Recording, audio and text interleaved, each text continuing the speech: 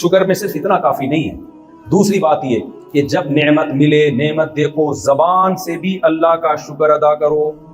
हम जब खाना खाते हैं, काफिर खाना खा के उठ के चला जाएगा, जिसने खाना खिलाया उसको थैंक यू कहेगा। यहाँ ये बहुत अच्छा रिवाज है, आप किसी से कुछ पूछ लें, थैंक यू, वेल डन, तारीफ करेगा आपकी।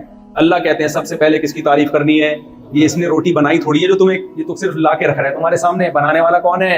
मैं हूँ। तो शुक्र में दूसरे नंबर पे क्या है? आपने कहना है जब खाना खाया, अल्हम्दुलिल्लाहिल्लज़ी अतअमना व सक़ाना, तमाम तारीफें उस अल्लाह के लिए हैं जिसने हमें खिलाया और जिसने हमें पिलाया।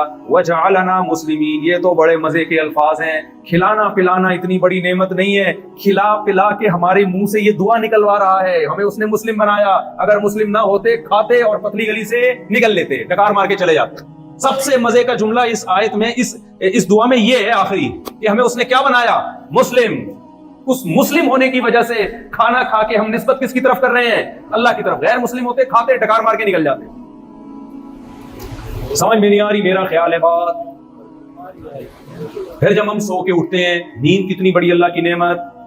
अल्हम्दुलिल्लाहिल्लज़ी अहयाना बअदा मा अमातना, उसने हमें मौत की नींद सुलाया, ये भी उसकी नेमत है। हमारे दिमाग का रिश्ता दुनिया से डिस्कनेक्ट कर दिया।